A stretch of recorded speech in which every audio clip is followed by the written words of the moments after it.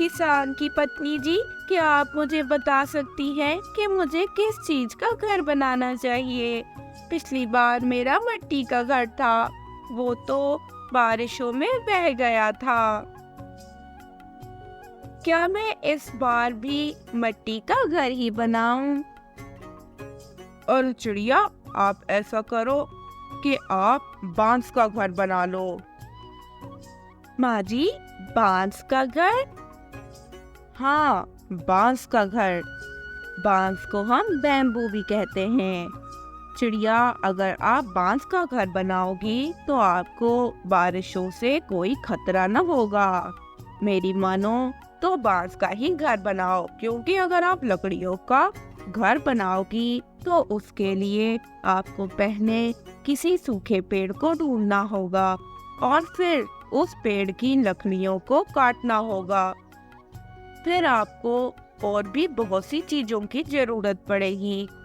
आप ऐसा करो कि बांस का घर बनाओ, उसमें जो और चीजें आपको चाहिए होंगी वो मुझसे ले लेना।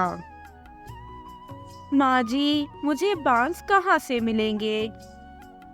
और फिर किसान की पत्नी चिड़िया को वो जगह बताती है जहाँ से उसे बांस मिल सकते थे।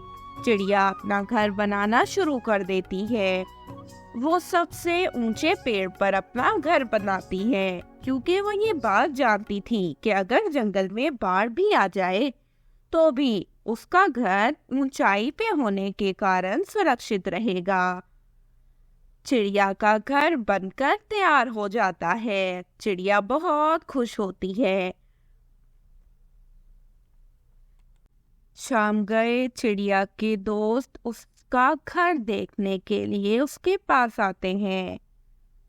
अरे वाह वाह चिड़िया बहन, आपने तो बहुत ज्यादा सुंदर घर बनाया है। वैसे आपको ये आइडिया कहाँ से आया? हमारे जंगल में किसी और पक्षी ने तो बांस का घर अब तक नहीं बनाया। अरे कालू भाई, मुझे किसान की पत्नी ने कहा था कि मैं बांस का घर बनाऊं।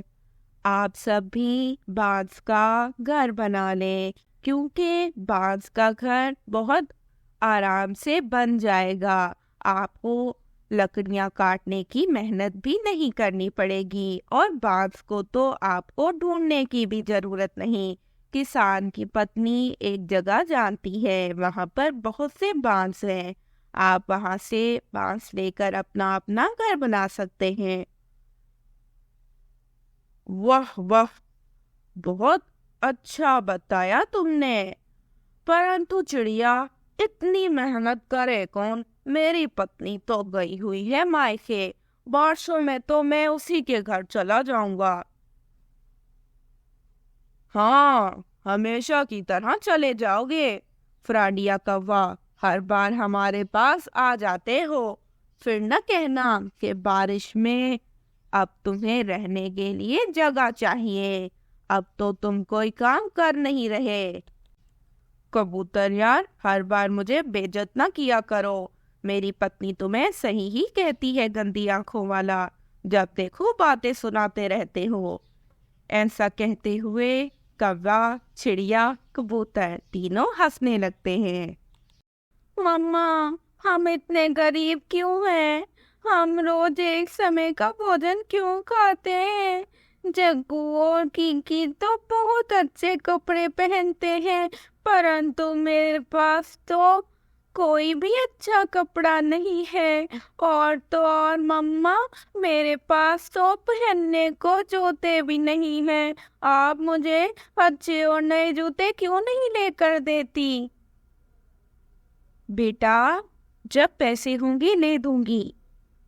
और किकी और जग्गू दोनों बहुत अमीर हैं। देखो बेटा, आप ज्यादा जिद न किया करो। जब होगा तो मैं आपको ले दिया करूंगी। हाँ, आप हमेशा ऐसा कहती हो मम्मा। मैं नहीं करूंगा आपसे बात। रानो चिड़िया, जो कि बहुत गरीब थी, वो अपने घर से भोजन की खोज में निकलती है। रास्ते में उसे गोरी और कालू मिलते हैं। गोरी कभी कालू के सामने चिड़िया को हंसते हुए ताना मारते हुए कहती है, देखो रे देखो, कौन आई गरीब चिड़िया जिसका इस संसार में अपने छोटे से बेटे के सिवा कोई भी नहीं है। लावारस चिड़िया। देखो, मेरा ज्यादा मजाक ना उड़ाओ गोरी। मैं जैसे भी हूँ मैं बहुत खुश हूँ। कम से कम मैं और मेरा बेटा आपकी तरह दूसरों का मजाक तो नहीं बनाते। किस चीज का बनाओगी तुम मजाक? हमारे पास सब कुछ है, तुम्हारे पास क्या है सिवाय उस छोटे से घर के। गोरी हंसने लगती है। चिड़िया वहां से चली जाती है। चिड़िया नदी पर आ जाती है। चिड़िया नदी पर पहुंची थी, वहां पर तो एक परी भी थी।